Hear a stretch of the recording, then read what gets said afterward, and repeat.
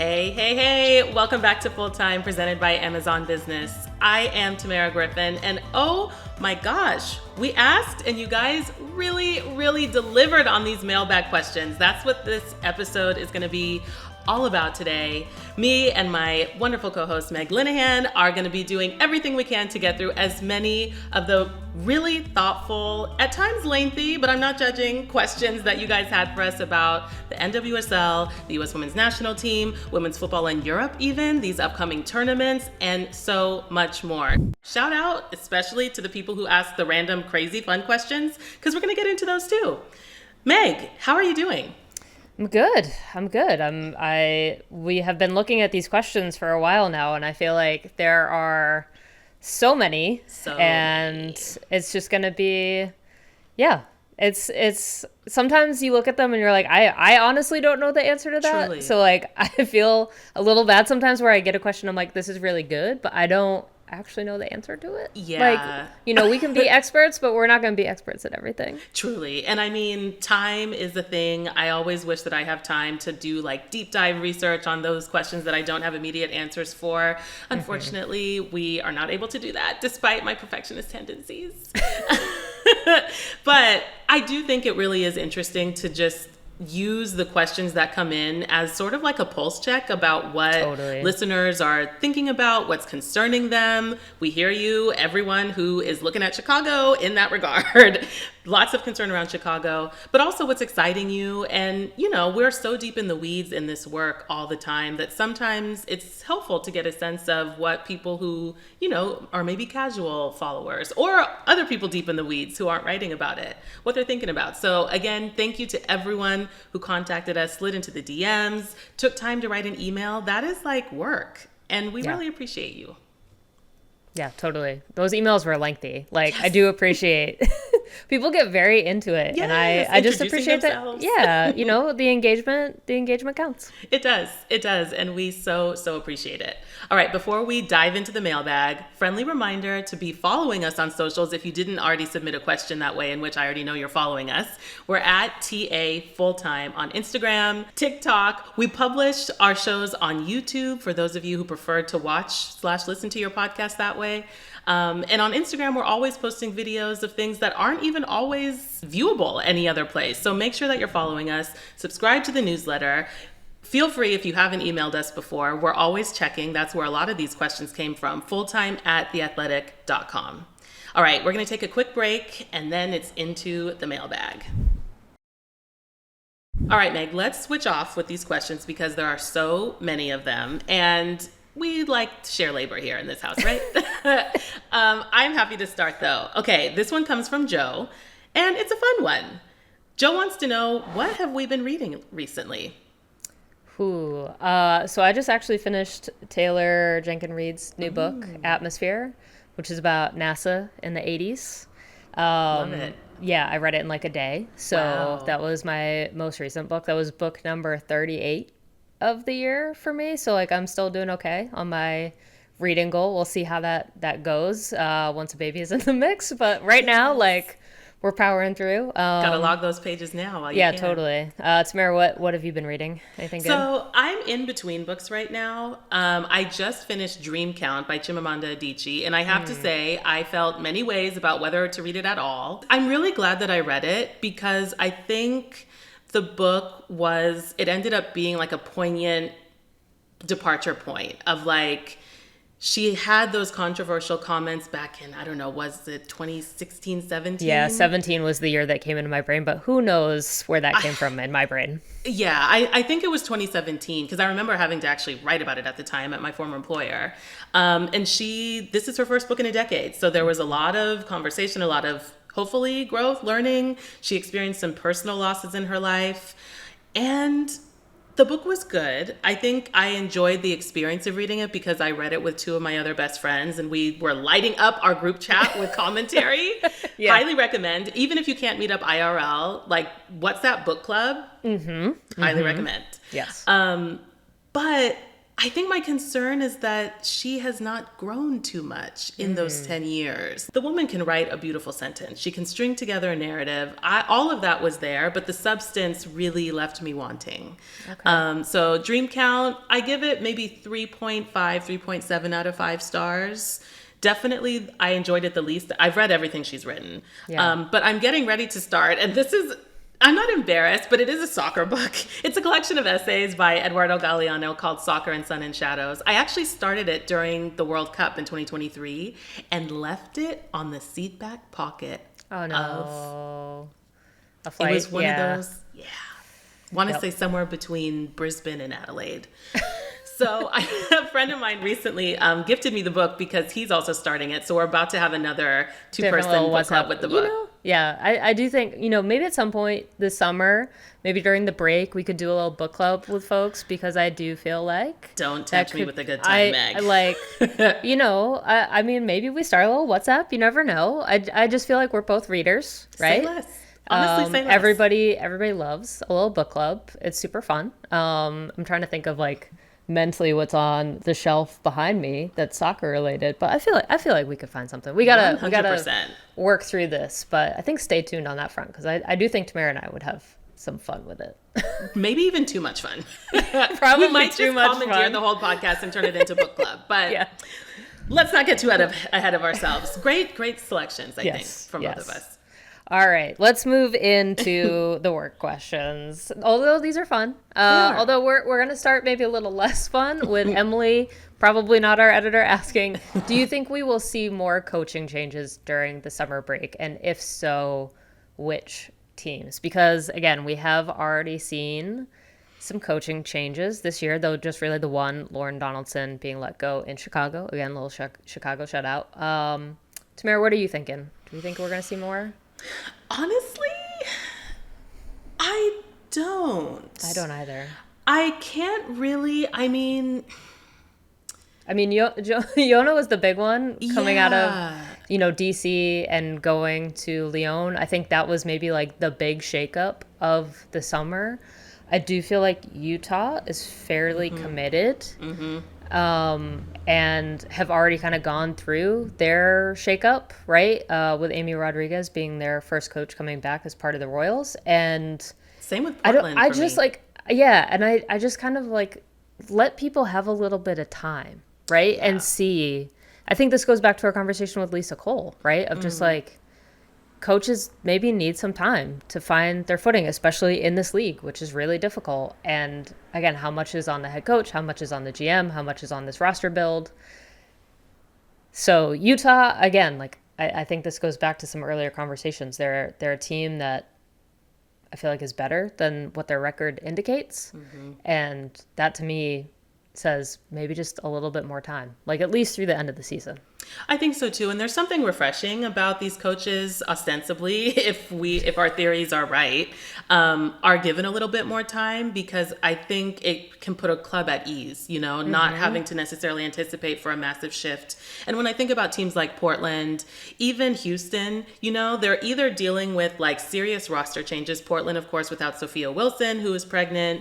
Houston has had major shakeups. They have a new GM, a new assistant GM as of last week as well. And so I do think that I'm feeling a sense of, let's let some of these other pieces of dust settle and give, as you said, these coaches time to actually prove their concept and then make decisions based on that. Now, maybe as we approach the end of the season, we might see some changes based on how the table looks, but right. I'm not anticipating anything major this summer, which is tempting to say because there's been a lot of Euro attention on coaches. Yes. And they're in their summer break too, but I'm not seeing anything major.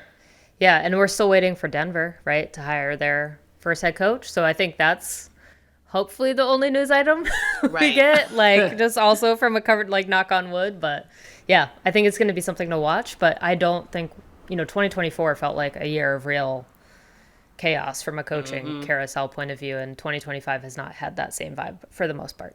Yeah, it's an interesting time to see how you might be able to quantify consistency over ripping off the Band-Aid and starting a fresh mid-season. All right, let's move on. Another fun one from that dog runner who wants to know. Oh, this I think is maybe unanimously the favorite question, by the way. So shout out that dog runner. If you were going to play for an NWSL club, Meg, which one would it be and why? This question has probably robbed me of a good 5 minutes of sleep. I'm not going to lie. I know. I also there's no universe in which I would ever be qualified to play for an NWSL club my running days are kind of behind me thanks to the broken leg from a couple years ago. I'm not really at that level anymore when it comes to running, but just on vibes and city choice.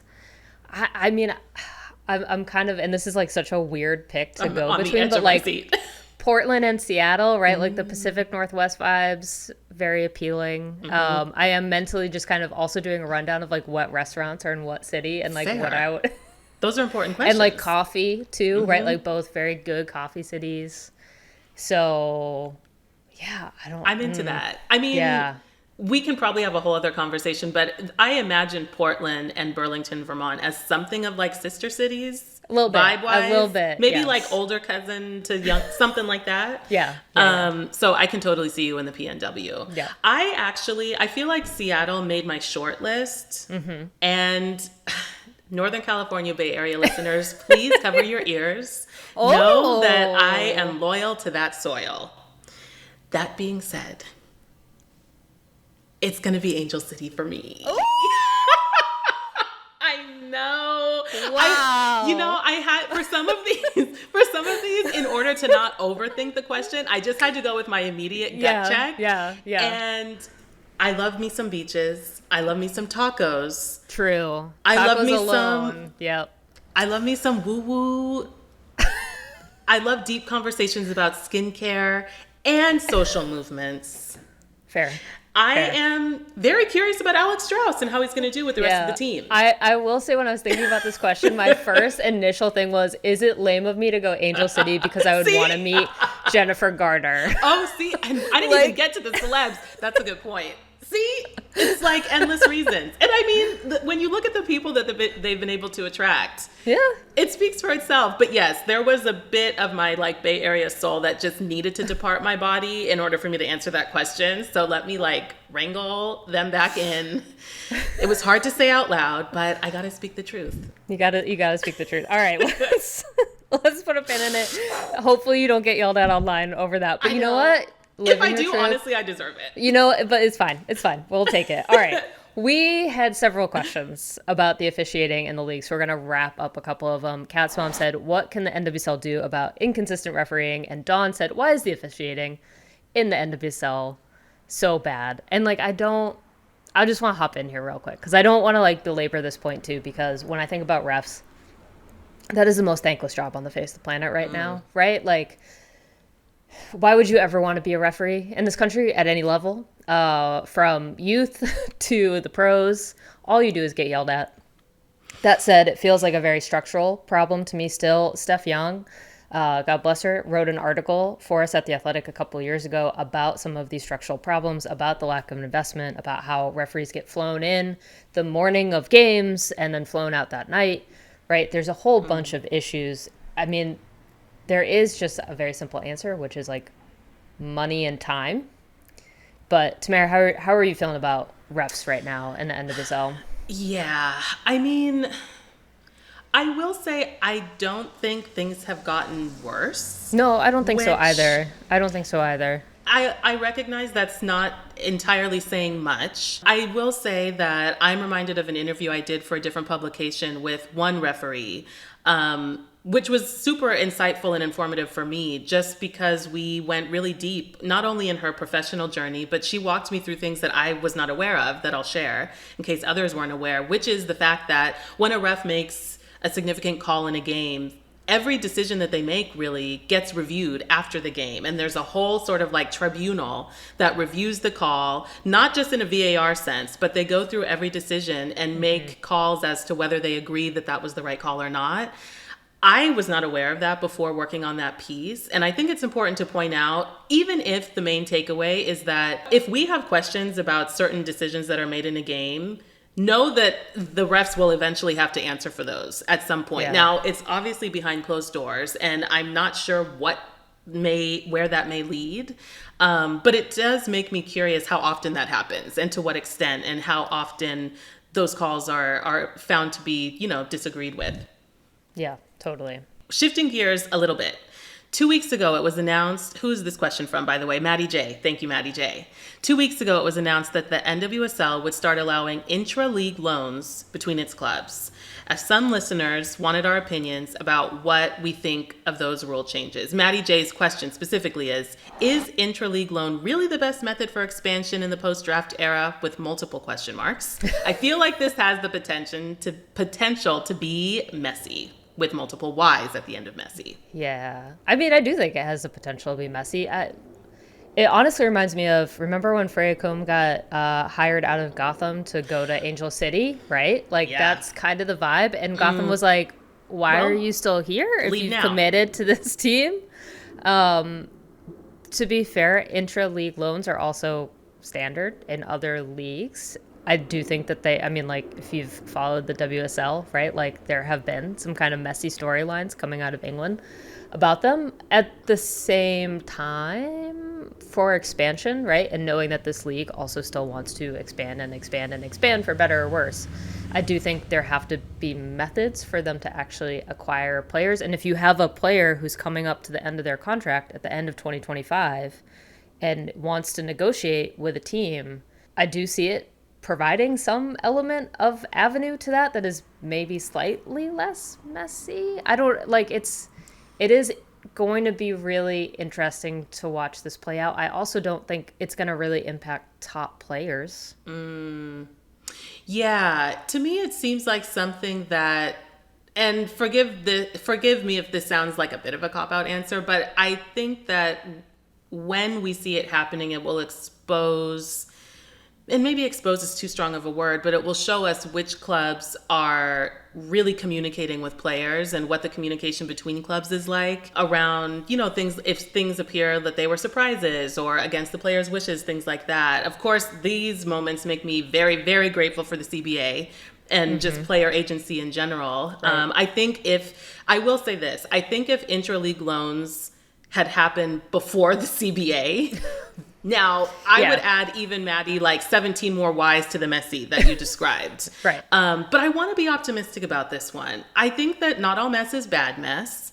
And I do think that some of these could lead to it, like they could add to the good kind of drama that this league provides. That's what I am choosing to believe right now. But that's probably because we haven't actually seen in this era concrete examples of it yet. Yeah, brand new rule. So I do think, and also what is nice coming out of this too is that this is a mid-season adjustment, right? Because of expansion and because of the timeline and knowing that free agency is about to start.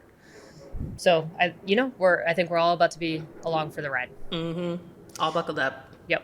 All right. As a follow-up here on loan rules not involving two NWSL clubs, AK asked whether loans could be used to circumvent the rules. So this is interleague loans, not intra. God forbid. She gives the example. So a player signs for London City Lionesses and then is loaned to the Washington Spirit, but the Spirit is not on the hook for the whole salary, just 1%. Would this be a way of getting around the NWSL salary cap restrictions while a foreign club in the ownership picks up the tab? You had a very sharp example, Meg, that I think you should share. Like this has, because it's a bit mic droppy to me. People forget that Seattle, as part of OL, already kind of did this, right? For one summer. Marazan and they just kind of brought over half of Lyon for the summer and they were like, ooh, this is our little American adventure. And I think people definitely looked at it a little like, what's happening here? But it wasn't, I honestly don't think it even made that much of an impact in the long run, right? And I do think Michelle Kang is very much like under the microscope. Her side has said very consistently they're not approaching player moves the way that they just did with that coaching change. So I think, honestly, I would be surprised if there were not some level of movement in the future between players amongst these three clubs, just because you have a relationship with a sporting director at a higher level that has access to all three clubs. So I think we're going to see some form of it, but also I do think if you go, all of the league competition rules are on the NWSL website. And I always just want to stress at the end of the day, every single rule basically has the The NWSL has the final say in approving this or not. And if they even get, I think, the hint that something weird or hinky is happening, the NWSL is going to be like, no, like, we're not getting ourselves into this mess. Yeah. And with this question too, I find myself continuing to come back to what the players want. And again, because this is a relatively new space, I have more curiosity right now than concern about how this is going to look. I mean, if we look at Kaniska, for example, London City Lionesses, OL Lyon, Washington Spirit, each of those teams offers something totally different to a player. And depending on what their goals are for themselves, it might make sense for that movement to happen. If they're preparing for a World Cup, if they're preparing for a Euros and AFCON, of course, I'm looking at it from an individual player perspective and not a sporting perspective, not a, supporter culture perspective. But I'm finding myself wanting to give time for this to play out before immediately casting like a negative, overly critical eye on it, because I'm curious. So, and almost to the point where I'm like eager for it to just happen so we can live through it. Yeah. Again. Yep. That's where I'm at. Yeah. We've seen obviously NWSL teams loan the other way, right? Yeah. Sophia Horta coming back. I think we actually got a question about her and her about to return to the reign, right? So I think there is this player movement. I don't think is something to really be feared at this point, because also if a NWSL team is able to, I just don't necessarily see this specific salary cap circumvention really ever getting allowed to play out by the league, just because the salary cap, we have seen the league enforce the salary cap in very, they are annoyed about it ways. So you'd have to really be smart about it, just because everybody's going to be looking at that exact maneuver and being like, well, how is this working from a salary cap point of view? So yeah, let's wait and see. But rest assured, if it does look shady, we'll all be hearing about it, because we're gonna be totally. We're gonna be talking about it. It's the NWSL. All right, let's do one more league-focused mailbag question, and then we're gonna hit a break and move on to the U.S. Women's National Team. We had several people reach out to ask about our thoughts on the USL Super League inaugural season, which just came to a close last week. So let's maybe hit on this one at a time, but super quickly. Sure. Danielle asked, what do you feel the potential is for the USL Super League to grow the game, and what is the impact on the landscape? I guess I'm feeling optimistic today. I think that there is still potential, and I'm looking at players like Sam Meza, who came over from Dallas Trinity. She's balling out. She's balled out with Dallas Trinity. She's balling out with Seattle Reign. Yep. She is going to be if she's not already the poster girl for USL Super League, she needs to be. Yeah. Because that is, and I guess it's easy to say this now, that it was only a matter of time before we got a player like Sam Meza who can show what that progression looks like. And I'm not necessarily saying that it's always going to look like USL Super League graduating into the NWSL, but she's legitimizing the league. She's showing how viable it is. She's showing, I'm sure, the more she talks to media and shares her story, we're going to be hearing more about the role that played in her development, more than what we've already heard. So I'm hanging a lot of my hopes on Sam Meza in terms of growing the game. No pressure, Sam Meza. I know. The fact that the NWSL is no longer having a college draft, this is the first season of us experiencing that, but I think that and the, unfortunately, dwindling significance of the NCAA is sort of going to be a benefit to the USL Super League in that regard. Yeah. And so I do think over the next maybe 3 to 5 years, we are going to see more influence from that league. And there are more questions about the USL Super League and the NWSL that we'll get to. Yeah. But Meg, what do you think? Yeah, I will also choose to be optimistic. From a league point of view, I just don't. It's year one, right? Yeah. So I think from a quality point of view, they're still finding their feet. I think we've seen some quality coming out of it, both from a game point of view and from a player point of view. I do think, let's hit on this next question, because Claire is wondering, is it necessary to have the NWSL and the USL Super League competing against each other? And so I think this is where every conversation then kind of circles back around to, right? Of, are they competing against each other? Are they being cooperative? we could even take it a step further too and say what happens when these two potential Division II leagues come in from the NWSL, which is again very up in the air, and WPSL, which seems way more organized right at the moment, and how that's going to impact the landscape. And I will say I think there's been a lot of concern about these two leagues competing, and I don't know if that's like actually played out in the slightest, because like, yes, there is some overlap in markets, but the NWSL has such a strong head start and has honestly more investment, right? And has had all of these growing pains. And the Super League is going to have to go through some growing pains in order to prove that it can be a viable product. So right at the moment, it is an opportunity for a lot more players to be professionals. It is a opportunity for more coaches and more technical staff to get experience. And I think they can live side by side. And the sanctioning part in this, two Division I leagues, again, going back to from the very moment when the Super League got sanctioned as Division I, it still feels to me like that is a minimum standards thing and not like a reflection of where it is in terms of in relation to the NWSL. So yeah, I think more markets getting joy, is never a bad thing. Totally. Who knows what the future of these two clubs might be, but I think for now there are more positives than negatives. Do we have time for the one last one in here? Let's toss it quick in. Let's open toss it in. Okay, because Tori wants to know, great question, why US Soccer has not organized an Open Cup for women's teams. And will we soon see one on the women's side? Meg, I'm not going to lie, I'm not equipped to answer this question. So I'm going to toss it to you. That'll keep it even faster. I mean, I think question number one is, can you actually fit it in from a competition point of view, right? Like from a player, and that's really more from an NWSL point of view. I think it's the same reason why MLS is getting so honestly snippy about it on the men's side, and their participation on the men's side is just like, you have to have not only just a deep team, but like even potentially a B team in order to play in this many additional competitions. So like that's issue number one. Right. Issue number two is I think we do have to see the D2 leagues come into play. Obviously, there are also unsanctioned leagues like the WPSL and the W League that could be a part of this as well. Like, I would love to see it. Just as someone, again, we can bring Vermont back into the convo, but like Vermont Green were on the men's side, and it was such a massive platform for that team. It felt that was technically the first pro soccer game that had happened in Vermont when they hosted their Open Cup game.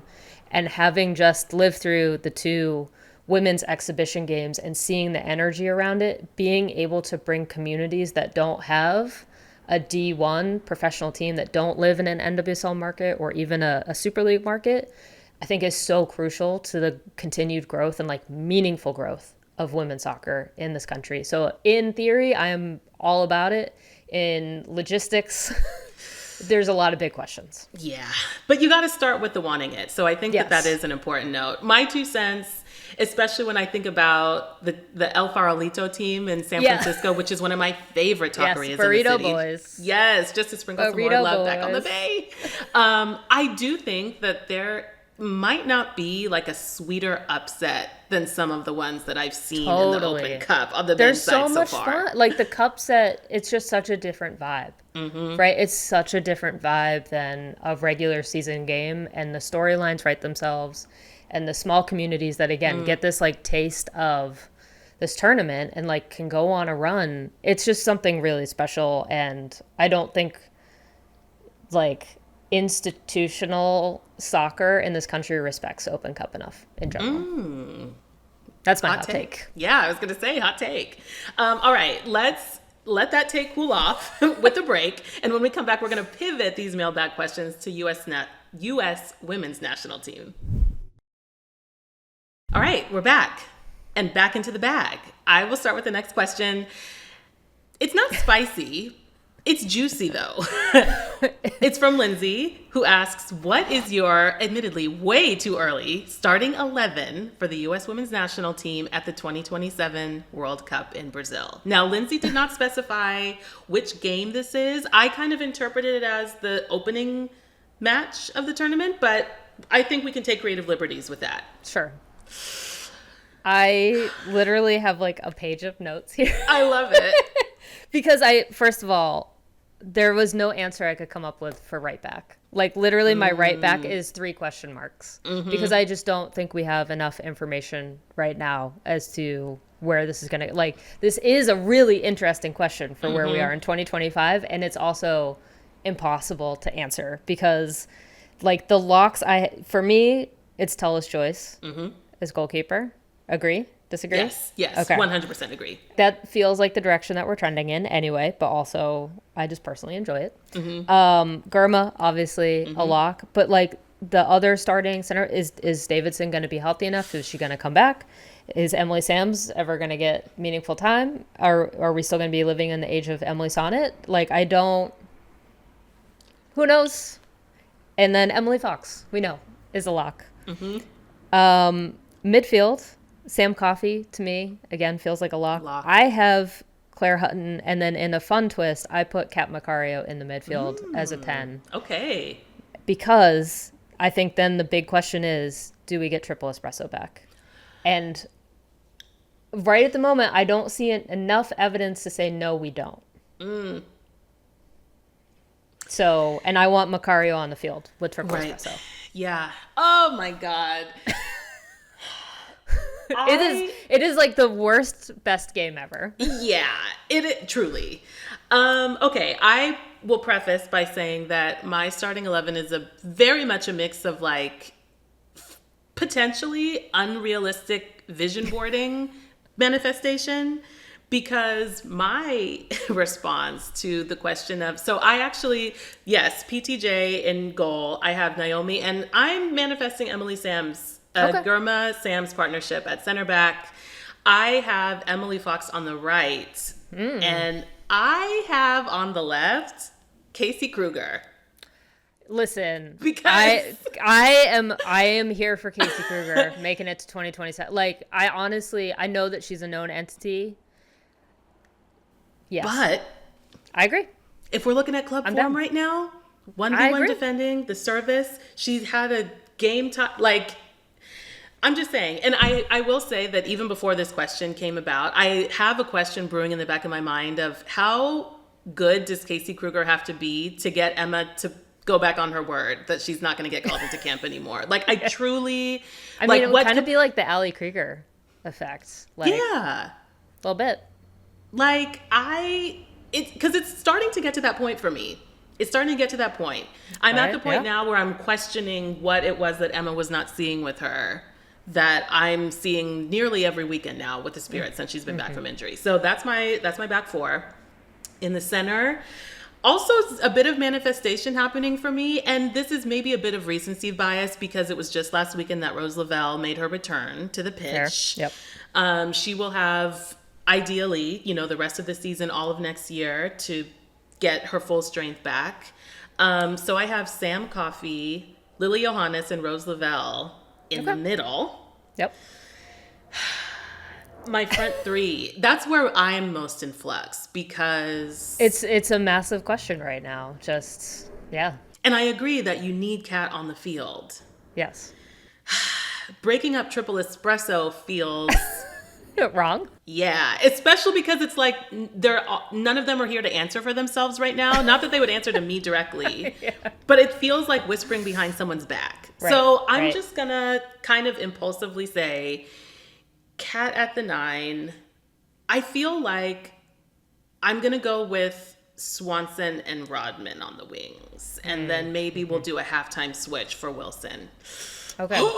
Alyssa Thompson also, right? Like a real candidate right now because I did have like an alternate of like, is triple espresso available? Yeah. Because then I think it does become Thompson, Macario, and then maybe that other wing is a toss up. But yeah, I mean, we are not close to knowing what the starting 11 is going to be at all, right? And if anything, we're just learning how deep the bench might be potentially. Yeah, totally. All right, let's that took a lot out of me. I know. All right. I think this is a good, easy one. Caitlin wants to know, what can we learn from head coach Emma Hayes not calling up European-based players, excluding Naomi Gurma, for the June and July window? I mean, I think it means that the woman is pro-rest. Yeah, love it. Everybody gets naps Naps and vacations. You get a nap and you get a nap. I'm here for it. I mean, I will say, to take it a step further, it does make me think that among the U.S. women's national team European player pool, she is decided about who individually is going to be a part of that core. If one, she's sticking to her timeline, and it very much seems like she is, for the end of June, identifying that core. She's sort of like, I don't need to see more. Or at least her desire to see more is not being it's not overriding what it would take to get those players to come all the way back to the States. Totally. Does the U.S. women's national team need more of a true 9, like me official, to differ from Kat Macario or Sophia Wilson? Yeah, that one is from Nick. Sorry about DeWitt. DeWitt has apparently very strong opinions about the U.S. women's national team. I think also some mail just got delivered.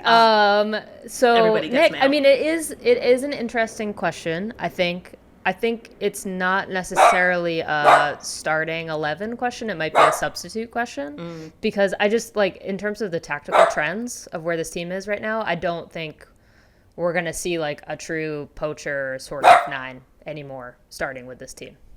That's just me. Yeah, I think it's going to depend on the opponent. That was sort of my response to that. True. You know, Emma Hayes, she loves the deep bench. She loves to be able to rotate and respond to the needs of the game. So I guess the short answer is potentially, and it depends. Yeah. What everyone loves to hear with questions like that. Sorry, Nick. Maybe. All right.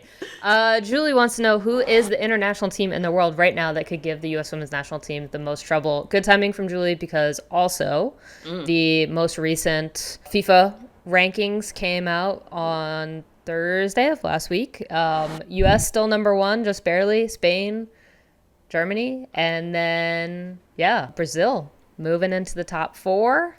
England down to 5. So, Tamerra, who's your pick? On a good day, I still got to go with Spain.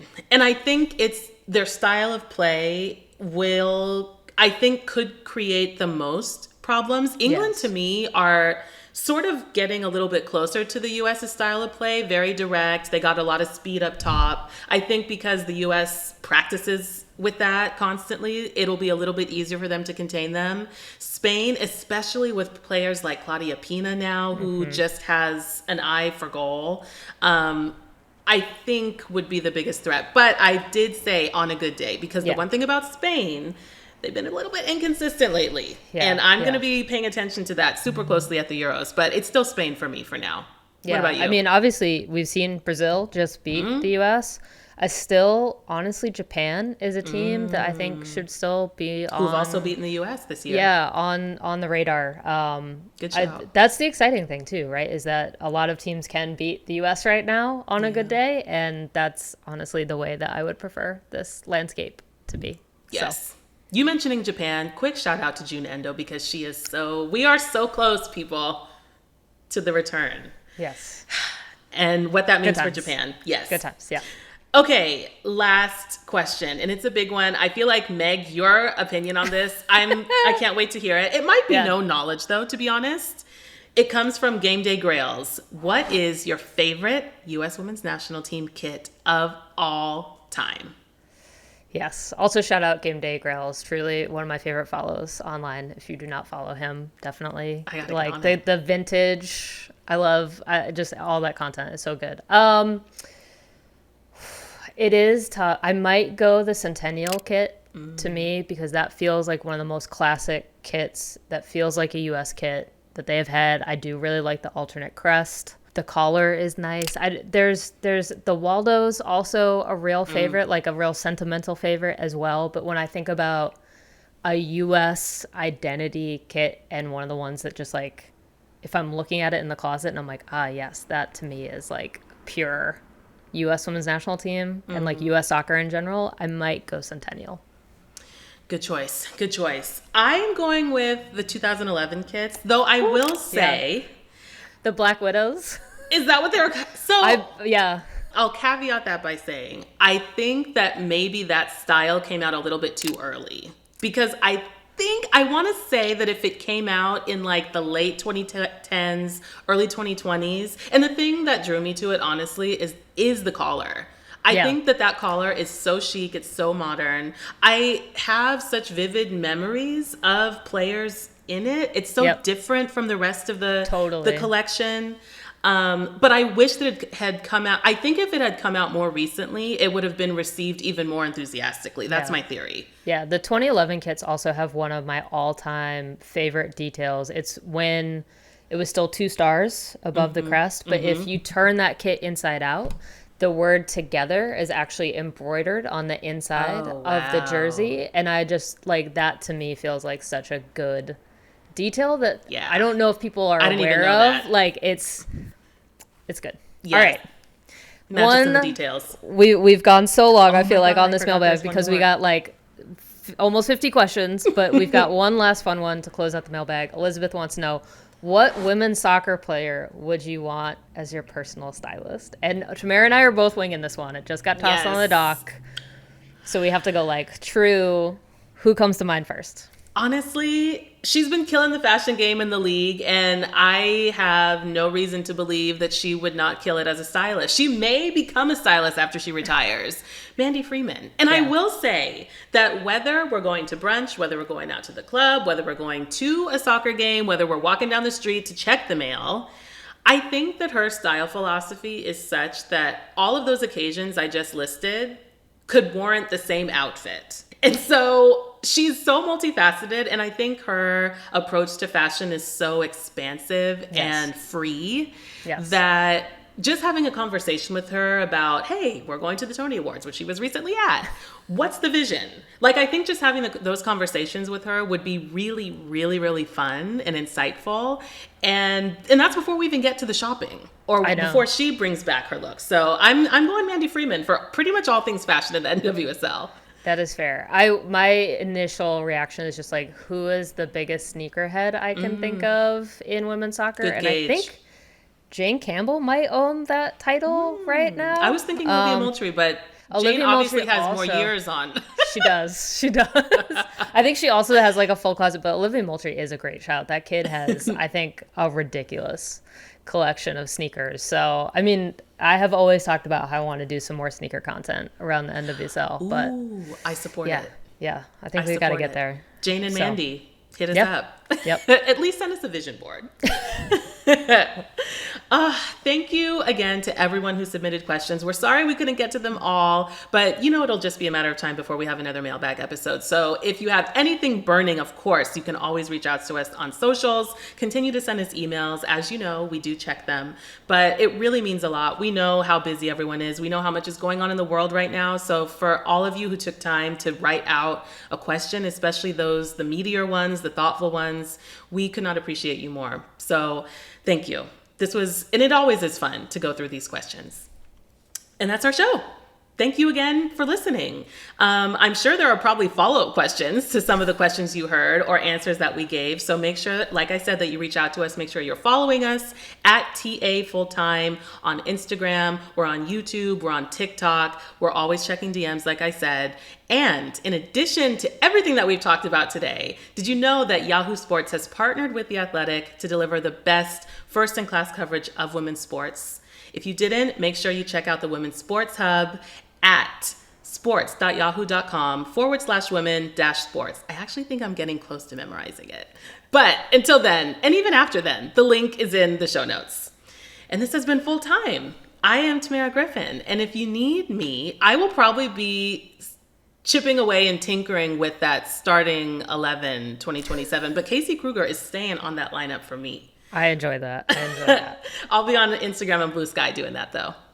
All right, I am Meg Linehan. Also, if you are loving the show, please go give us a review. We love 5 stars on your podcast platform of choice. It really does help the show. It helps us get into lists and all these kind of fun things, but we want to build out this full-time world for you. And so if you're appreciating it, we appreciate you if you give us 5 stars. I will be on Instagram and Blue Sky. Been trying to, post some Vermont content. Alona Mar. We're loving it. At Vermont Green women's game. So it's been a really fun week up here in Vermont. So no complaints. Yeah, the quickness with which I opened up my Delta app after you told me she was there, Meg. Yeah. One day it's gonna happen. All right, this show is not possible without podcast producer Theo Lloyd Hughes, video producer Leah Griffin, and executive producer Emily Olson. Thank you again, as always, for listening, and we will see you soon.